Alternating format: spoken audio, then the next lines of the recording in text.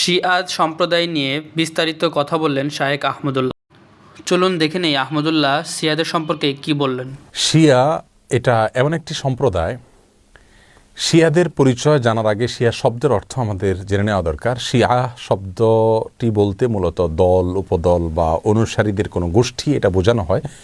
শিয়া বলতে বোঝানো হয় শিয়াতু আলিয়িন বা আলী রাদিয়াল্লাহু তাআলা আনহুর অনুসারী গোষ্ঠী, এদেরকে শিয়া বলা হয়। বা আলে বাইত রাসূল করিম সাল্লাল্লাহু আলাইহি সাল্লামের পরিবার কেন্দ্রিক যাদের ভক্তি, বিশ্বাস এগুলো গড়ে উঠেছে তাদেরকে সাধারণত শিয়া বলা হয়।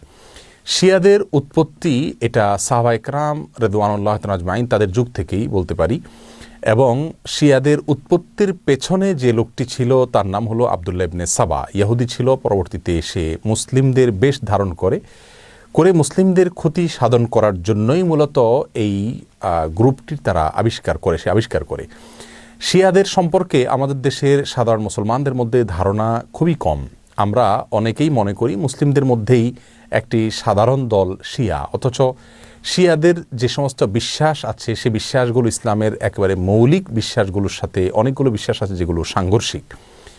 অনেক ভাই বোনরা মনে করেন যে শিয়াদের সাথে আহলুস সুন্নাহ ওয়াল জামাআতের, অর্থাৎ যারা কোরআন এবং সুন্নাহকে দলিল হিসাবে গ্রহণ করে সেটাকে অনুসরণ করে, তাদের সাথে শিয়াদের একটা পার্থক্য তারা মনে করেন যে শুধুমাত্র খেলাফত নিয়ে, অর্থাৎ আবু বকর রাদিয়াল্লাহু তাআলা এবং আলী রাদিয়াল্লাহু তাআলা আনহুর ভিতরে কে বেশি খেলাফতের হকদার এটা নিয়ে মত পার্থক্য। আসলে বিষয়টা তা নয়, বরং শিয়াদের বিশ্বাসগুলোকে একত্র করা কঠিন। তাদের মধ্যে অনেকগুলো দল উপদল আছে, তার ভিতরে কমন কিছু বিশ্বাস আছে বেশিরভাগ শিয়ারা লালন করে।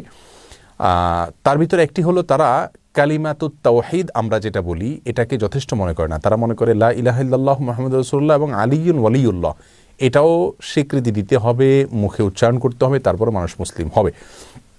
তাদের মধ্যে কোনো গ্রুপ আছে যারা কোরআনে কারিমের 30 পারার যে কোরআন এটার ব্যাপারে তারা সন্দেহ পোষণ করে এবং তারা কোরআনের বিকৃতিতে বিশ্বাস করে বা বিকৃতি করে, এটাকে তারা সঠিক মনে করে বিকৃতি করে থাকে। তাদের মধ্যে বড় অংশ বা সবচেয়ে বেশি অংশ বলা যেতে পারে, প্রায় সবাই বলা যেতে পারে, তারা সাহাবীদেরকে সবাইকে কয়েকজন বাদে আলী রাদিয়াল্লাহু তাআলা আনহু, আব্বাস রাদিয়াল্লাহু তাআলা আনহু সহ কয়েকজন বাদে হাসান হোসেন, ফাতেমা রাদিয়াল্লাহু তাআলা আনহুম সহ আহলে বাইত যারা তারা ছাড়া বাকিদেরকে তারা কাফের মনে করে এবং সাহাবীদেরকে গালমন্দ করাটা এটাকে তারা সওয়াবের কাজ মনে করে, ইবাদত মনে করে। আয়েশা রাদিয়াল্লাহু তাআলা আনহা রাসূল আকরাম সাল্লাল্লাহু আলাইহি ওয়াসাল্লামের সহধর্মিণী, তার চরিত্র নিয়ে তারা সন্দেহ করে, যার চরিত্রের বিষয়ে কোরআনে কারিমে সূরা নূরে আল্লাহ সুবহানাহু ওয়া তাআলা পরিষ্কারভাবে ঘোষণা দিয়েছেন। যাই হোক, এ হলো মোটামুটি শিয়াদের কয়েকটা জঘন্য বিশ্বাসের আলোচনা। এবারে আসি শিয়াদের একটা বিশেষ দল, তাদেরকে ইসনা আশারিয়া বলা হয়। মূলত ইসনা আশার শব্দের অর্থ হলো 12। ইসনা আশারিয়া গ্রুপ বলতে শিয়াদের ওই গ্রুপকে বলা হয় যারা 12 জন ইমামে বিশ্বাস করে, অর্থাৎ যারা মনে করে যে 12 জন ইমাম আল্লাহর পক্ষ থেকে নির্ধারিত, তারা রাসূল করিম সাল্লাল্লাহু আলাইহি সাল্লামের ওয়াফাতের পরে ধারা পরম্পরায় আসছেন এবং তাদের মধ্যে প্রথম ইমাম ছিলেন আলী রাদিয়াল্লাহু তাআলা আনহু এবং সর্বশেষ ইমাম ছিলেন মুহাম্মদ ইবনুল হাসান আল আসকারি। এসব ইমামদের সম্পর্কে, ইমামদের মধ্যে সর্বশেষ ইমাম যিনি মুহাম্মদ ইবনে হাসান আল আসকারি, তারা মনে করে তিনি লুকায়িত হয়ে গেছেন, আবার প্রকাশিত হবেন এবং এই ইমামরা সবাই নিষ্পাপ, তারা কোনো ভুল ত্রুটির ঊর্ধ্বে এবং এই ইমামরা সকল প্রকার ইবাদত বন্দিগির ঊর্ধ্বে উঠে গেছেন, তাদের কোনো ইবাদত বন্দিগি করতে হয় না। এই বিশ্বাসগুলো লালন করে থাকে ইসনা আশারিয়া গ্রুপ। শিয়াদের ব্যাপারে আমাদের ধারণা কি হবে, তাদেরকে আমরা কাফের বলবো কিনা? উত্তর হলো, শিয়াদের মধ্যে যারা আয়েশা রাদিয়াল্লাহু তাআলার চরিত্র নিয়ে সন্দেহ করে, কোরআনের ব্যাপারে যাদের সন্দেহ রয়েছে এবং বিকৃতি সাধন করে থাকে, এবং কেউ আছে রাসূল করিম সাল্লাল্লাহু আলাইহি সাল্লামের রিসালাত নিয়েও সন্দেহ করে। তারা বলে যে জিবরিল ভুলে রাসূল করিম সাল্লাল্লাহু আলাইহি সাল্লামের কাছে রিসালাত নিয়ে আসছিল মূলত আলী রাদিয়াল্লাহু তাআলার কাছে। এরকম আর অনেকগুলো বিশ্বাস লালন করে। এই সম্প্রদায়গুলোকে বা এইরকম বিশ্বাস লালনকারীদেরকে আমরা মুসলিম মনে করতে পারি না। তবে হ্যাঁ, তাদের মধ্যে অনেকগুলো গ্রুপ আছে যাদেরকে সরাসরি কাফের বলা যায় না, তাদের অনেকগুলো ভুল এবং ভ্রান্ত বিশ্বাস রয়েছে। এদের মধ্যে সবচাইতে সাধারণ যেটা বিশ্বাসের দিক থেকে সবচাইতে তুলনামূলকভাবে কম জঘন্য বলা যেতে পারে সেটা হলো আবু বকর রাদিয়াল্লাহু তাআলা চাইতে আলী রাদিয়াল্লাহু তাআলাকে খেলাফতের জন্য অধিক হকদার মনে করা।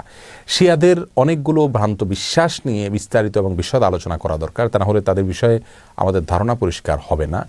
একজন মুসলিম হিসাবে আমাদেরকে সঠিক ধারণা যেমন রাখতে হবে, তেমনিভাবে ইসলামের বিষয়ে কারা কি ভুল ধারণা লালন করে সেগুলো আমাদের জানতে হবে।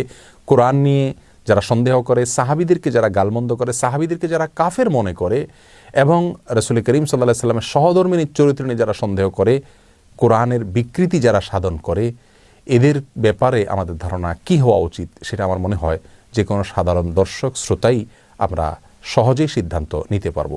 আল্লাহ তাআলা আমাদের সকলকে সঠিকটা বুঝার তৌফিক দান করুন।